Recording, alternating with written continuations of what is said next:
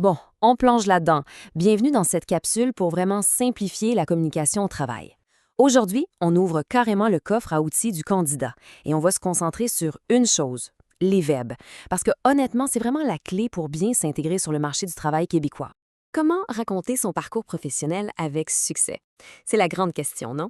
Eh bien, pour qu'un candidat puisse prouver son expérience de façon super claire, il n'y a pas de secret, il faut utiliser les bons outils. Et la bonne nouvelle, c'est qu'il existe 3 outils verbaux vraiment simples à maîtriser. Maintenant, ce qui est vraiment super intéressant ici, c'est le concept de la boîte fermée. C'est l'image parfaite pour comprendre le passé composé. On l'utilise pour une action qui est totalement terminée. La recette n'est pas compliquée, un auxiliaire au présent plus le participe passé. Comme dans l'exemple, j'ai travaillé comme commis. C'est une façon super directe et confiante de parler d'une expérience passée. Ensuite, on passe au conditionnel présent. Ça, c'est un peu comme une baguette magique, littéralement. Ça prend un simple désir, une envie de base, et ça le transforme en une demande ultra polie pour, disons, une entrevue. Au lieu de juste exiger, la phrase devient « J'aimerais obtenir un rendez-vous ». Et on le sait, cette petite touche de politesse-là, ça fait toute la différence.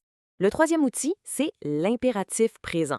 Pensez au sifflet de l'entraîneur sportif. C'est fait pour donner une consigne super claire, un conseil direct. Et ce qui illustre brillamment ce point-là, c'est qu'en temps normal, on dirait « il prépare sa lettre ».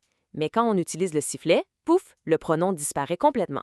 Préparez votre lettre. C'est net, c'est précis, c'est efficace. On passe à la suite pour voir comment tout ça s'articule dans la vraie vie. Comme dans une courte lettre, par exemple. On voit vraiment bien les 3 outils travailler ensemble ici. En premier, on sort notre boîte fermée pour l'expérience. J'ai travaillé fort.